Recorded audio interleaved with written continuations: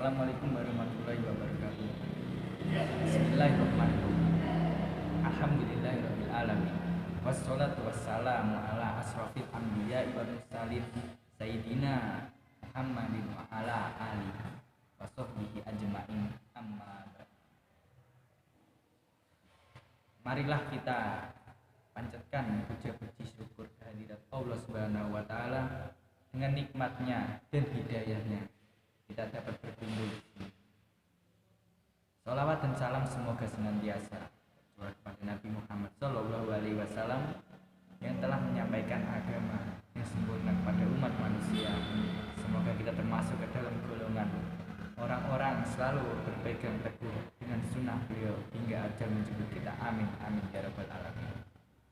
Di sini saya akan menerangkan tentang ilmu fikih dan syariah. Menurut bahasa fikih atau fikih berasal dari kata faqih, yafqahu faqihan, yang berarti mengerti atau paham. Artinya umat Islam harus berikhtiar untuk memahami ajaran-ajaran Islam yang bersumber dari Al-Quran dan Hadis. Dai Muda Ustadz Al-Hafiz Kurniawan menjelaskan fikih secara istilah merujuk pada salah satu bidang ilmu dalam syariah Islam yang secara khusus membahas persoalan hukum yang mengatur berbagai aspek kehidupan manusia, baik kehidupan pribadi di masyarakat maupun yang berhubungan antar manusia dengan Tuhannya.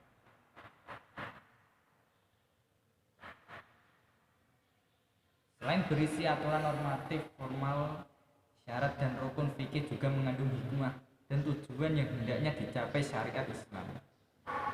Melalui fikih, umat Islam bisa menarik kesimpulan betapa pentingnya norma tersebut. Fikih itu sebenarnya simpel karena mengandung dua hal: satu, nakli; dua, akli. Nakli berupa sumber tertulis yang diakui, yaitu Al-Quran, Hadis, dan ijma' ulama di era sahabat. Sedangkan akli adalah penalaran atas nakli tersebut sesuai dengan kaidah-kaidah penalaran bahasa Arab, penalaran teologi, serta kaidah penalaran hukum.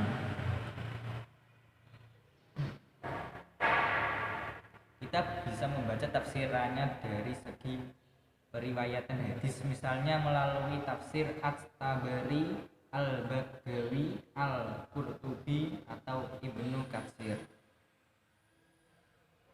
Terlebih lagi, hari ini semua informasi tersebut sudah bisa diakses melalui internet atau toko buku yang menyediakan terjemahan tafsir membahas Indonesia.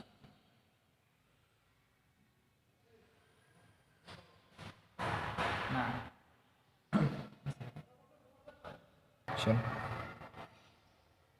pentingnya mempelajari ilmu fikih.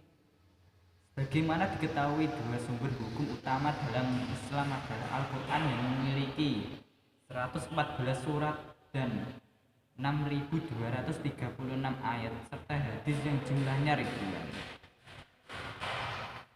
Namun pemahaman manusia tidaklah sempurna, sehingga dibutuhkan penjelasan agar pesan yang terkandung di dalamnya dapat dipahami dengan sebenar-benarnya.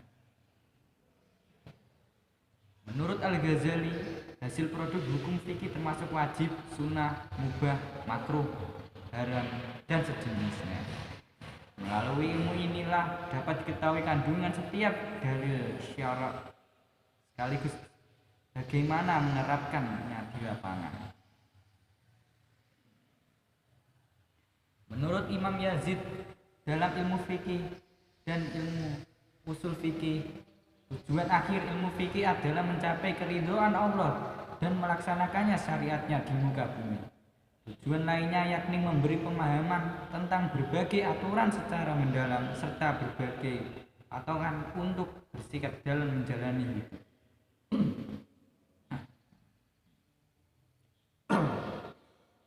Membagi kajian fikih menjadi 6 bidang, yaitu ketentuan-ketentuan hukum yang berkaitan dengan bidang ubudiyah seperti sholat, puasa, dan ibadah haji.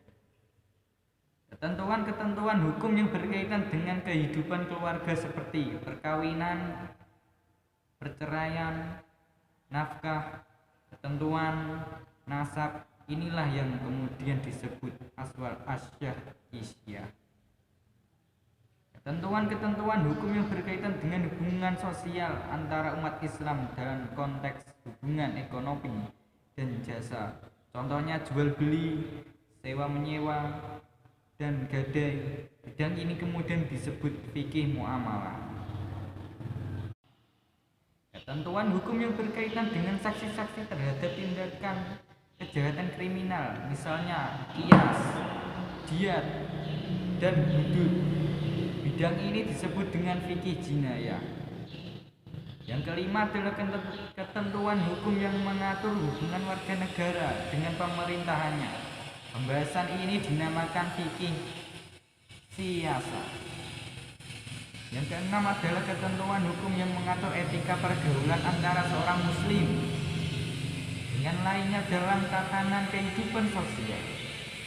Bidang ini disebut ahkam khuluqiyah. Dan sekarang kita akan masuk ke pembahasan mengenal pengertian syariah Islam. Makna syariat secara bahasa, kata syariat sendiri sebenarnya merupakan kata dalam bahasa Arab yang kemudian diserap menjadi kata bahasa Indonesia. Kata syariat berarti hukum agama yang menetapkan peraturan hidup Indonesia, hubungan manusia dengan Allah Subhanahu wa taala, hubungan manusia dan alam sekitarnya berdasarkan Al-Qur'an dan hadis. Kata syariat juga memiliki bentuk tidak baku, yaitu syariat, syariat, dan syariah yang memiliki arti sama. Namun untuk mengetahui makna asli syariat, tentu saja Anda harus merujuk kepada kamus literatur bahasa Arab yang menjadi asal kata syariat. Kata syariat berasal dari syara'a, yang artinya memulai, mengawali, memasuki, memahami. Sedangkan cara etimologi kata syariah memiliki arti mazhab atau metode yang lurus. Makna syariat Islam dalam Islam. Pemaknaan syariat atau definisi syariat antar ulama memiliki redaksi yang cukup berbeda. Imam Al-Qurtubi misalnya, beliau mendefinisikan syariat Islam sebagai agama yang Allah syariatkan kepada hamba-hambanya. Sedangkan Ibnu Taimiyah dalam kitab Majmu' Fatawa mendefinisikan syariat Islam sebagai menaati Allah, menaati Rasulnya, dan para pemimpin dari kalangan orang yang beriman. Dan Imam Ibnu Ashir Al-Jazari menyebutkan bahwa definisi syara' dan syariat lebih menitik beratkan kepada agama yang Allah syariatkan atas hamba-hambanya, yaitu agama yang Allah tetapkan bagi mereka yang wajib atas mereka. Definisi Imam Ibnu Ashir Al-Jazari ini disampaikan dalam kitabnya An-Nihayah fi Gharibil Hadis wal Athar. Syariat dalam makna umum, syariat mencakup seluruh hukum yang menjadi ketetapan Allah dan diwajibkan kepada hamba-hambanya. Ini disampaikan melalui wahyu yang turun atau melalui lisan Rasulnya.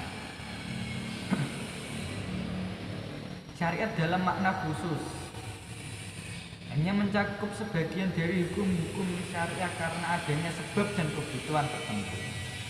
Misalnya, pada saat kata syariat digunakan bersama dengan kata akidah, maka definisi syariat menjadi hal-hal yang berkaitan dengan hukum-hukum fisik. Di waktu lain, kata syariat juga bisa disandingkan dengan kata fikih. Maka dalam konteks tersebut, syariat merujuk pada hukum yang berasal dari wahyu atau Allah Subhanahu wa taala, sedangkan fikih merujuk kepada hukum yang merupakan hasil dari ijtihad para mujtahid. Dalam syariah, kita mencakup 3 dalil. Yang pertama dalam Al-Maidah ayat 3. Allah telah menyatakan, pada hari ini telah kusempurnakan untuk kamu agamamu dan telah kucukupkan kepadamu nikmatku dan telah kuridhoi Islam itu jadi agama bagimu. Kalimat ini sebenarnya hanyalah penggalan ayat yang sebelumnya berbicara mengenai keharaman makanan tertentu dan larangan mengundi nasib serta larangan untuk takut kepada orang kafir. Yang kedua, selain kesempurnaan syariat Islam juga didasarkan kepada Al-Nahl ayat 89. Dan kami turunkan kepadamu Alkitab Al-Quran untuk menjelaskan segala sesuatu. Menurut Mahmud Syartut, ketika Al-Quran memperkenalkan dirinya sebagai tibyanan likulli sya'in, bukan maksud menegaskan bahwa ia mengandung segala sesuatu, tapi bahwa dalam Al-Quran terdapat segala pokok petunjuk menyangkut kebahagiaan hidup duniawi dan ukhrawi.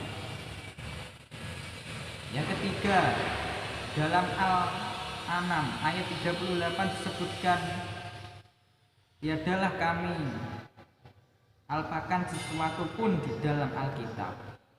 Sejumlah ahli tafsir menjelaskan bahwa Al-Quran tidak meninggalkan sedikit pun dan atau lengah dalam memberikan keterangan mengenai segala sesuatu yang berhubungan dengan tujuan-tujuan pokok Al-Quran, yaitu masalah-masalah akidah, syariah, dan akhlak, bukan sebagai apa yang dimengerti oleh sebagian ulama bahwa ia mencakup segala macam ilmu pengetahuan. Bagian ahli tafsir lainnya menganggap kata Alkitab di atas bukan merujuk pada Al-Quran, tetapi pada Lauhul Mahfuz. Dengan demikian segala sesuatu terdapat di dalam Lauh Al-Mahfuz, bukan di dalam Al-Quran.